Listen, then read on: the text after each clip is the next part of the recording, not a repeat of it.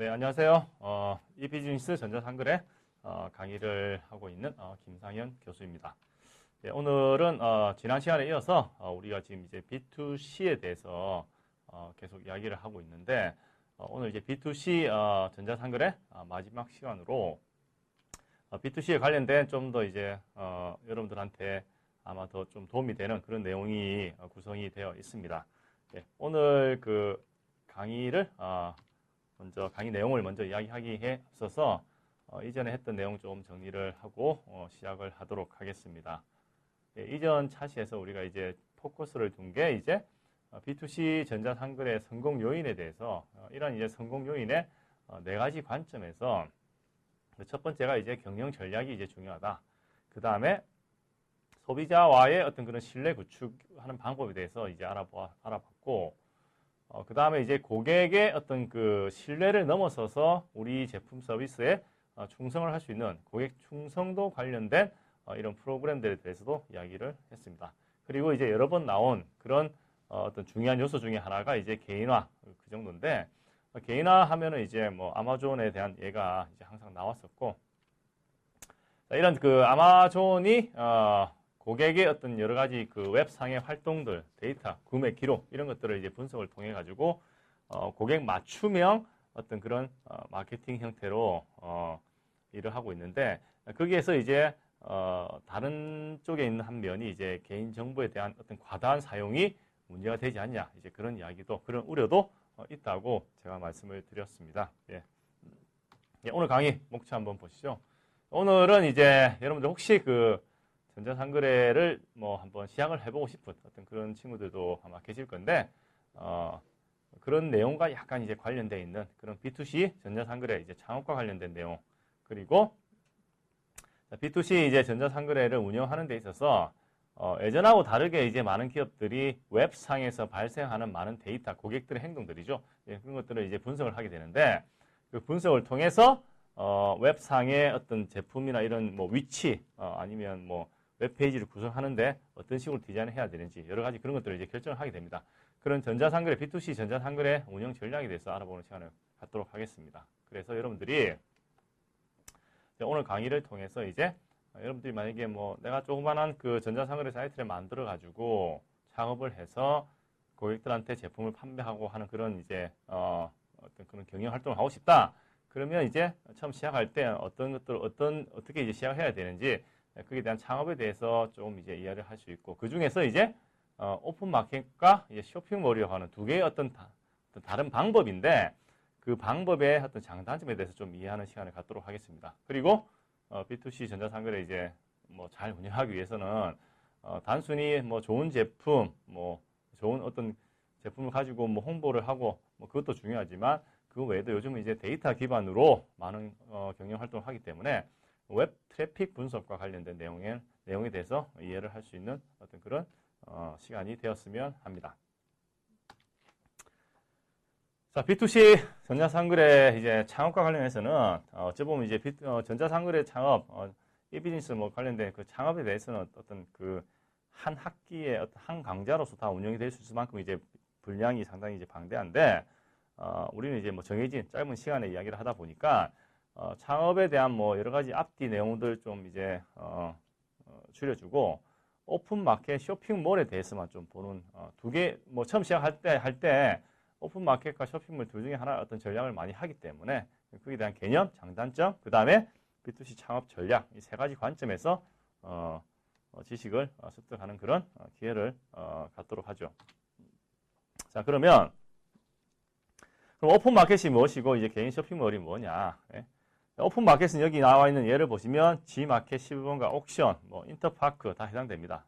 즉 누구나 이제 웹사이트 회원 가입만으로 개인 사업자 등 모든 사람들이 판매자나 구매자가 될 수 있는, 자, 이러한 공간을 우리가 이 마켓플레이스라고 합니다. 자, 이런 밑에 있는 G마켓 이런 회사들은 이 마켓플레이스라고 하는 이 마켓플레이스는 시장입니다. 시장. 마켓플레이스라는 그 의미 자체가 시장이기 때문에, 근데 이제 온라인 상에서 시장을 제공해주는 이런 뭐 G마켓, 실버가 옥션을 우리가 이제 플랫폼 회사라고 합니다. 즉 사이버 공간을 만들어주면 거기에 판매할 사람, 구매할 사람들이 와서 어떤 상거래 활동이 이제 이루어진다는 거죠.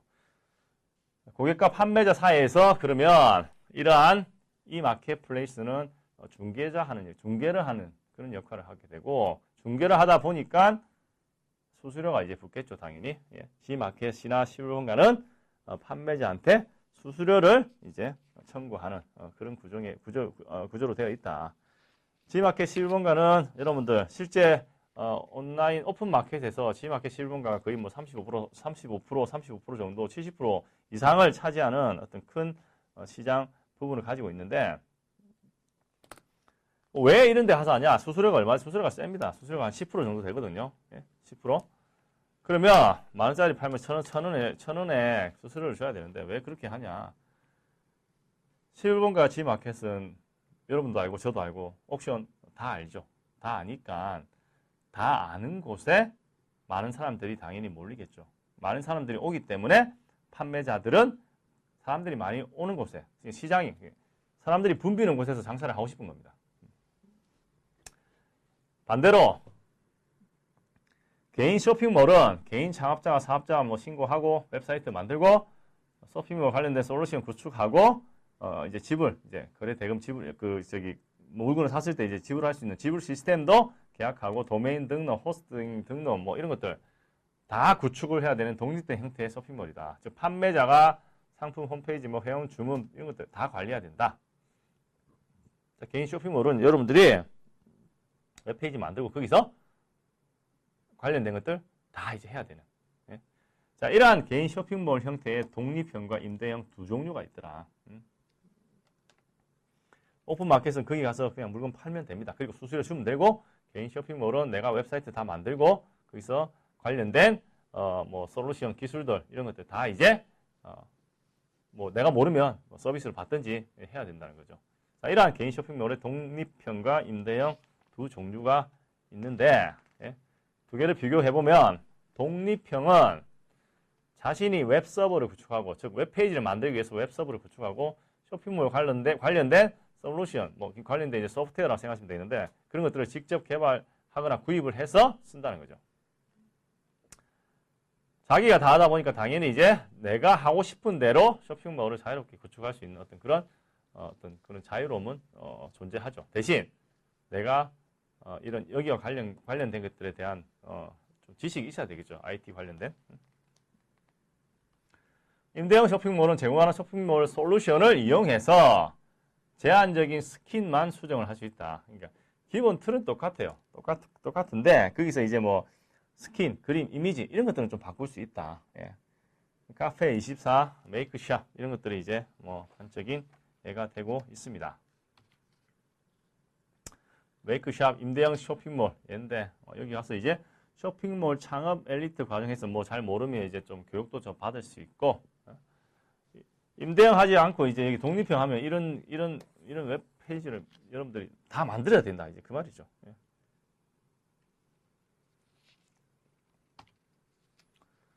자, 오픈마켓과 쇼핑몰 두 개를 좀 이제 비교를 해보면 뭐가 좋고 뭐가 나쁘다는 개념은 아니고 전략적인 차이입니다. 어떤 경우에 오픈마켓과 어떤 경우에 쇼핑몰 하는 게 뭐 나을지, 창업을 하고자 하는 그 창업주의 어떤 그런 성향에 따라서 차이도 있을 수도 있고, 오픈마켓은 먼저 대형 오픈마켓의 인지도를 활용한다. G마켓 11번과 같은 대형 오픈마켓의 인지도를 활용하기 때문에 내가 거기서 제품을 팔면 많은 사람들이 볼 수 있는 그런 가망성이 높아지고, 많은 방문자로 인해 노출이 용이하고 고객을 쉽게 유치할 수 있다. 즉 사람 많이 모이는 곳에 제품 전시해 놓으면 이제 팔릴 수 있는 확률이 상당히 높아진다는 거죠.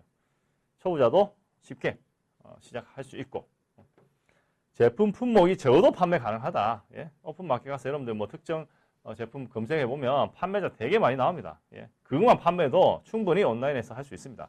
근데 개인 쇼핑몰로 가면은 그 안에서 한 제품만 파기에는 너무 없어 보이죠. 즉 가게를 내가 차렸는데 가게에 물건 하나만 놔두고 팔기는 힘들죠. 아무리 뭐 그 손님이 많이 없는 이런 가게라도 여러 물건은 전시를 해두고 이제 판매하거든요. 근데 온라인 그 오픈마켓에서는 그 판매 품목의 숫자가 중요하지 않습니다. 초보자가 온라인 판매에 대한 물건 뭐 등록 배송 방법 이런 것들 다 학습에 대해서 이제 유리하게 해준다. 자, 이런 것들은 중간에서 관리해주는 그런 이 마켓플레이스 이제 그 사업체가 이제 좀 해주기 때문에 대신 뭡니까? 예. 단점으로 수수료가 높다 했죠. 3사가 뭐 10%, 12% 정도 합니다. 거기가. 예. 그 다음에 동일 유사한 제품을 판매하는 판매자가 되게 많습니다. 경쟁이 상당히 치열하고. 그 다음에 자본력 있는 대형업체의 광고와 박리 담회에 소형업체가 밀리는 경향이 있다. 그래서 실제로 오픈마켓에서는 어찌 보면 상위 5%만 수익을 얻는 그런 구조가 될 수도 있다. 잘못되면. 그 다음에 고객이 물건을 받은 후 결제금 지불하는 이제 에스크로 서비스 해서 이게 뭐냐면 그러니까 G마켓 가서 제품을 판매하면은 고객이 이제 그 결제를 하죠. 그 결제 대금이 바로 뭡니까?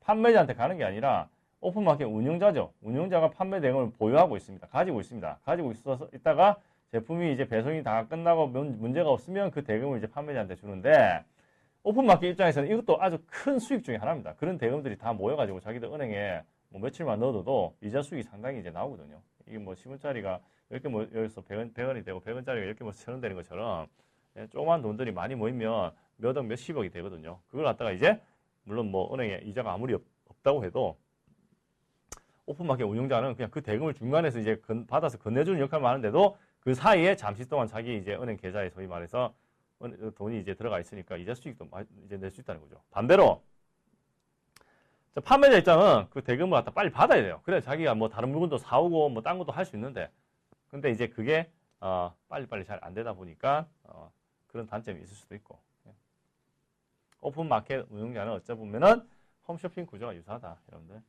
간섭도 많이 한다. 예? 이거는 어쩔 수 없는 게 여러분들이 G마켓에서 물건 사면 고객은 내가 G마켓에서 물건 샀다 생각하지 G마켓에서 물건 판매하고 있는 어떤 조그만한 그런 업체에서 샀다 생각 안 하거든요. 그래서 무슨 문제가 생기면 G마켓 전화해가지고 막 따지고 항의하고 합니다. 그러다 보니까 당연히 G마켓, G마켓이라고 하는 오픈마켓을 운영하는 운영자는 그 판매자들한테 뭐 이것저것 뭐 여러 가지 뭐 규칙도 정하고 이제 간섭도 많이 하죠. 자, 쇼핑몰의 장점은 수수료 없죠. 자기가 운영하니까. 뭐 큰 것 중에 하나죠. 10%, 12% 수수료 없다. 네. 그 다음에 고객이 결제하면 그 대금이 바로 나한테 온다. 예. 그 다음에 고객과 장기적 관계가 형성 가능하다. 단골 확보 가능성이 높아지고 제3자 간섭이 없는 독자적인 운영도 가능하다. 예. 이 오픈마켓의 어떤 그 단점들이 쇼핑몰에서는 이제 장점으로 이제 작용하는 어떤 그런 케이스라고 보시면 되겠고 대신에 그 쇼핑몰은 자기가 하니까 할 게 많아요. 이것저것. 예? 사업자 신고도 해야 되고 통신 판매 신고도 해야 되고 초기에 창업할 때 뭐 이것저것 살 것도 많고 이러한 초기 자본금에 보면 먼저 쇼핑몰 제작하는데 웹페이지 제작해야 되죠. 거기 관련된 뭐 데이터베이스도 같이 제작해야 되고 그게 뭐 50에서 100인데 이게 뭐 케이스 바이 케이스입니다. 뭐 더 나올 수도 있고 더 적게 나오긴 좀 힘들 것 같고 예. 솔루션 관련해서 뭐 30에서 60 더 나올 수도 있고 지불 대행사 계약 카드 결제 시스템인데 거기서 그래서 우리가 이제 온라인상에서 물건 사면 이제 카드 결제를 할 수 있게 되거든요. 거기에 드는 그 비용도 있고 그 다음에 이제 웹 주소죠. 도메인 그 등록해가지고 검색 포탈 같은 이제 네이버 같은 포탈에 그 등록을 해야 됩니다. 그래서 우리 거기서 이제 검색하면 우리 사이트가 이제 나올 수 있게 해주는. 예. 그런데 이제 또 비용이 좀 들고 예. 도메인 호스팅 등록 이제 보증보험사 계약 보험도 이제 들어야 되고 예. 그 다음에 내가 우리 회사에 대한 홍보, 우리 회사 제품과 서비스에 대한 홍보를 내가 계속 해야 됩니다.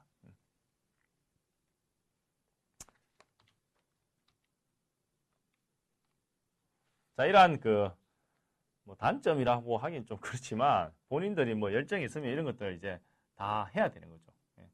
대신 오픈마켓은 뭐 이거 없이 그냥 거기 가서 수수료 내고 간섭 좀 받고 그리고 이제 뭐 판매하면 되는 그런 구조고.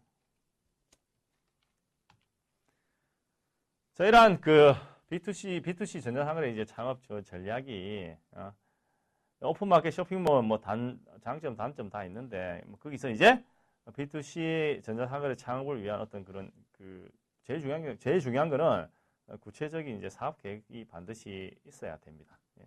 사업 계획 없이 창업을 한다. 말 그대로 운동선수가 아무런 웜업 없이 바로 실전에 뛰어드는 거하고 똑같아요. 그럼 항상 문제가 탈이 생기죠. 근육 경직이 오고 부상을 당하고 그런 것처럼 가령 이제 차별화된 제품을 통해서 경쟁 우위를 차지해서 오픈 마켓을 선점할 건지 아니면 뭐 이미 브랜드나 뭐 상품 인지도를 이제 확보한 경우 개인 쇼핑몰을 구축해서 이제 소비자와 직접적으로 이제 직접적인 유통 채널을 이제 구축할 건지 뭐 아니면 아직 인지도가 별로 부족 없어가지고 오픈 마켓을 사용해서 점차 개인 쇼핑몰로 변환을 할 건지 또 아니면 오픈 마켓 쇼핑몰 같이 병행해서 서로 간의 그런 장단점을 보완해 가면서 할 건지를 결정을 해야 되죠. 오픈 마켓 온리는 그래서 내가 다수의 여러 다른 판매자와 경쟁을 해야 됩니다. 그런데 내가 뭔가 좀 차별화된 제품을 가지고 있어서 경쟁 우위가 있다. 그러면 이제 자신 있죠. 오픈 마켓 가서 아무리 사람들이 많아도 내가 이제 경쟁에서 이길 자신이 있기 때문에 그럴 경우 굳이 내가 하나하나 다 개인 쇼핑몰을 만들어서 구축할 필요 없이 오픈 마켓으로 이제 가는 것도 괜찮고 우리 회사가 이미 오프라인에서 브랜드 그 이미지나 상품에 대한 인지도가 이미 있어요. 그래서 온라인에 채널을 하나 더 만드는 경우 그럴 때는 고객들이 우리 회사의 제품에 대해서 알기 때문에 온라인에서도 충분히 이제 성장할 수 있는 그런 가능성이 이제 높다는 거죠. 그 경우는 이제 쇼핑몰 온리로 갈 수도 있고. 그 다음에 처음에 이제 조금 여러 가지 뭐 인지도도 부족하고 자금도 부족하고 여러 가지가 좀 경쟁력도 없고 해서 오픈 마켓에서 시작을 해가지고 점점점 개선을 해서 우리의 어떤 뭔가를 구축했을 때 쇼핑몰로 나오는 경우 이거는 이제 그거죠. 가게로 따지면 가게 임대하다가 자기 가게 차려 나오는 거하고 똑같은 겁니다. 예. 가게 임대하고 임대로 이제 들어가 있으면 매달 이제 월세 내야 되죠. 오픈 마켓도 이제 수수료 10% 이제 12% 내야 되는데 그러다가 이제 내가 우리의 어떤 그런 그 경쟁력이 생겨가지고 내 가게 이제 차려 나오는 거. 그렇지 않으면 이제 두 개의 장단점 보완해가지고 이제 할 수 있는 경우.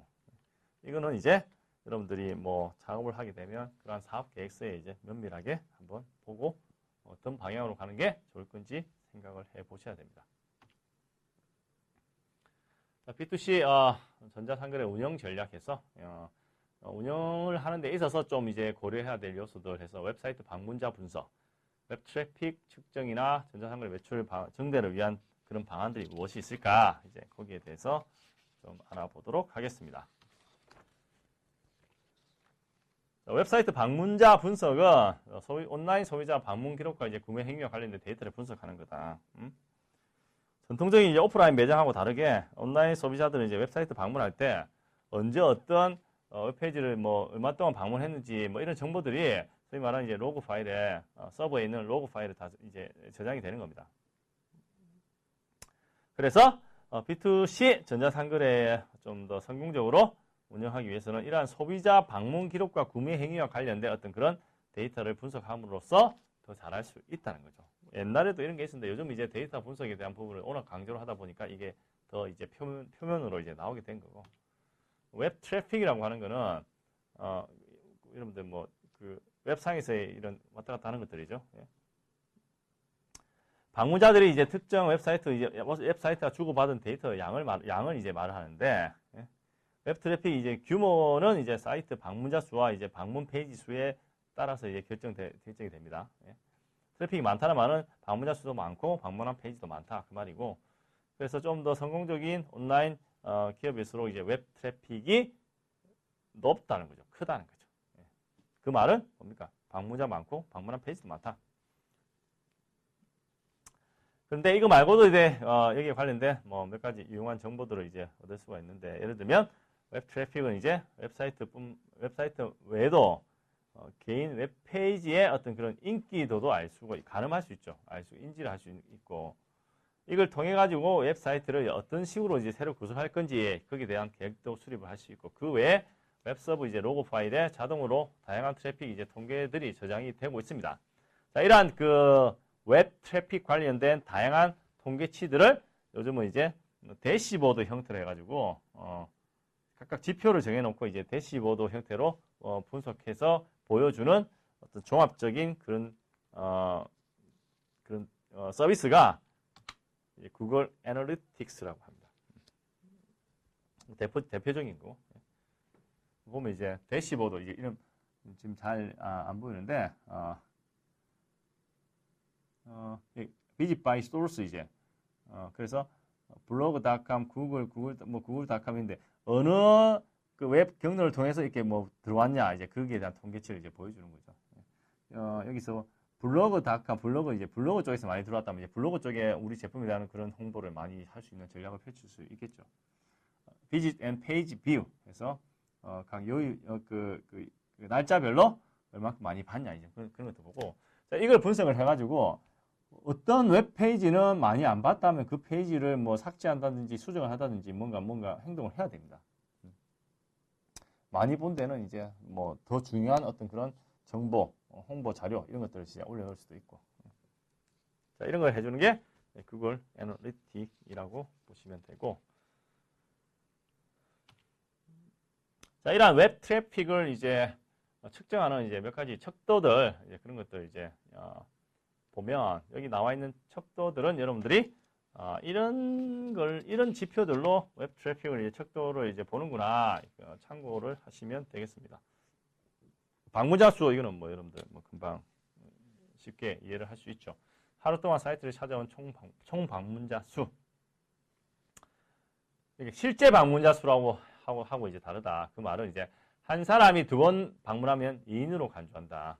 실제 방문자 수는 한 사람이 2번 방문하면 그 1명으로 간주합니다.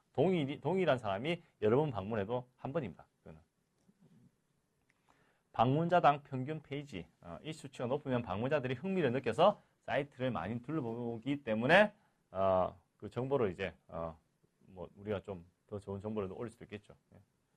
평균 방문 체류 시간이 한 사용자가 한 번 방문해서 체류한 총 시간. 어떤 사이트에 방문했는데 체류 시간이 평균적으로 뭐 짧다. 그러면 그 사이트가 별로 재미없다. 아니면 별로 유용한 정보가 없다. 그렇게 뭐 예상을 할 수도 있습니다. 그 다음에 평균 페이지 체류 시간. 그래서 한 페이지에 머무는 시간. 최고 집중 시간대. 하루 중 트래픽이 가장 몰리는 시간대. 뭐 이런데. 하루 중 트래픽이 가장 몰리는 시간대, 그때는 이제 혹시나 이제 웹 서버가 문제가 일으킬 수도 있으니까 그때는 이제 서버 용량을 좀 늘려놓을 수도 있고, 최고 요청 페이지, 가장 많이 이제 조회되는 인기 페이지, 그건 뭐 다 이유가 있겠죠. 뭐 이런 데는 또 뭔가 또 새로운 기업들이 활동들을 할 수 있을 것 같고, 최저 요청 페이지, 사용자가 사이트에 접속해서 보는 첫 페이지, 사용자 관심 컨텐츠 파악을 하는데 용이하다. 최고 요청 끝 페이지, 사용자가 이제 사이트 떠날 때 보는 마지막 페이지, 흥미없는 페이지로 이제 간주하는 거죠.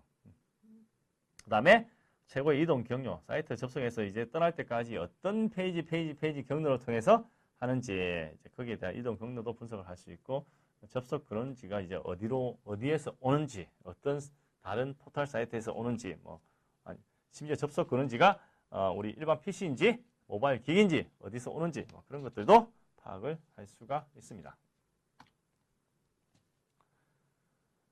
자, B2C 전자상거래 기업 주된 이제 뭐 관건이 웹사이트 트래픽을 최대한 발생시켜서 매출을 높이는 것입니다. 트래픽을 발생시킨다는 말이 방문자를 많이 오게 만든다 그 말이죠. 뭐 이렇게 하기 위해서는 어떤 좋은 품질의 제품과 서비스를 제공하는 것도 중요하고, 그걸 통해 가지고 이제 소비자들한테 잘 알려서 방문자 수를 이제 늘려야 하겠죠.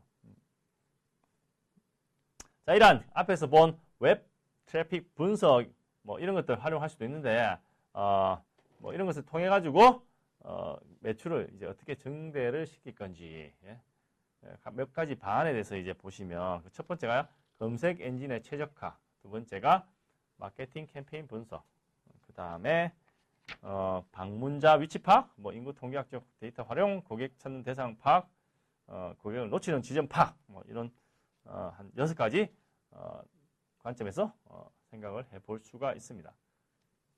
검색 엔진에 최적화는 전자상거래 소비자 뭐 대부분이 자신이 원하는 상품 서비스 이제 검색하면서 구매 행위를 시작을 하게 됩니다. 그래서 구글이나 네이버 뭐 이런 그 포털 형태의 어떤 그런 검색 엔진에 나타나는 그 웹사이트 이제 순위를 뭐 인위적으로 조절함으로써 노출을 이제 개설을 할 수 있다. 우리가 이제 그 검색 엔진이라고 하는 게 뭐 작동 원리에 따라서 뭐 웹페이지의 키워드 뭐 빈도를 높이는 것도 뭐 하나의 방안이 될 수 있습니다. 그런데 실제 그 페이지 그 랭킹이죠. 랭킹 순위 높이는 데는 이렇게 키워드 빈도로 해가지고는 좀 한계가 있습니다. 그래서 키워드 외에 다양한 요소들을 고려해가지고 검색 엔진 최적화를 이제 유료 서비스를 전하는 업체 유기적 그 키워드 검색하고 이제 이 돈 주고 하는 페이드 인클루전 이 두 가지가 있다고 제가 이제 이야기를 한 적이 있었죠. 예. 유기적으로 했을 때는 이제 한계가 있다 보니까 아무래도 기업들이 이제 그 비용을 지불하고 그걸 갖다 전문적으로 해주는 그런 업체들이 또 있고 그래서 우리 제품, 우리 회사의 링크가 이제 위쪽에 웹페이지 위쪽에 위치할 수 있게 이제 그렇게 최적화를 해서 매출을 증대시킬 수도 있고 그다음 마케팅 캠페인은 각 캠페인별 정확한 성과 측정 분석이 필요하다 해서 뭐 마케팅 활동별로 봤을 때 뭐 이메일, 디스플레이, 유료 검색 여러 가지가 이제 저 이 비즈니스 이제 그 마케팅 전략에 있다고 이전 강의에서 이제 말씀을 드렸는데 각 캠페인별로 어떤 성과가 있는지 이제 그 분석을 통해 가지고 뭐 성과가 높은 그러한 마케팅 방법에서는 뭐 더 투자를 하고 전혀 작동을 안 하는 거는 이제 없애든지 아니면 뭔가 대폭적인 어떤 그런 변화를 줘야 되고 그런 활동을 할 수 있겠죠. 방문자 위치 파악은 이제 방문자 IP 주소 통해서 이제 뭐 정확한 어떤 지리적 위치를 파악할 수 있는데 뭐 이런 정보를 이용해 가지고 어떤 지역에 매출이 많은지 아니면 좀 더 나아가서 어떤 국가 어떤 지역 뭐 그것도 이제 알 수 있고 해당 그러면서 이제 그 지역에 어떤 광고 캠페인을 이제 집중시킬 수도 있습니다. 그러니까 어느 위치, IP 주소를 통해서 어느 지역, 어느 위치에서 많이 접속이 되는지를 파악을 해서 많이 오는 곳에 뭔가 좀 더 집중적인 활동을 할 수 있다는 거죠. 인구 통계학적 데이터는 앞에서 이제 구글, 뭐 웹 로고, 뭐 서버의 로고 파일에 있는 그런 데이터들, 방문자들 성별, 연령, 관심사 이런 것들 이제 분석해가지고 뭐 마케팅 활동을 할 수 있는 거. 뭐 이거는 이제 또 이제 개인 앞에 나온 이제 방문자 위치 파악 이것도 마찬가지인데 이런 것들이 다 이제 그 개인 고객들의 뭐 저기 프라이버시 이슈하고 또 연관이 되어 있습니다. 다음에 고객이 찾는 대상 파악은 사이트 검색 데이터 이용해가지고 이제 방문자가 사이트에 머무는 동안 어떤 용어들을 검색을 하고 어떤 페이지를 방문했는지 알 수가 있는데 이게 이제 제품 배치와 관련된 뭐 문제점이나 이슈들, 그 다음에 뭐 고객들이 몰입하지 못하는 이런 컨텐츠들 이런 것들을 찾는 데 이제 도움이 됩니다. 그 분석을 통해 가지고 또 뭔가 개선점을 찾을 수 있고 고객을 놓치는 지점을 파악한다. 마지막으로 이제 고객 방문 후 바로 떠나버리는 그 지점, 그걸 이제 파악하는 거죠. 앞에서 이제 그 척도 중에 이제 하나 나왔었죠. 예. 자, 그래서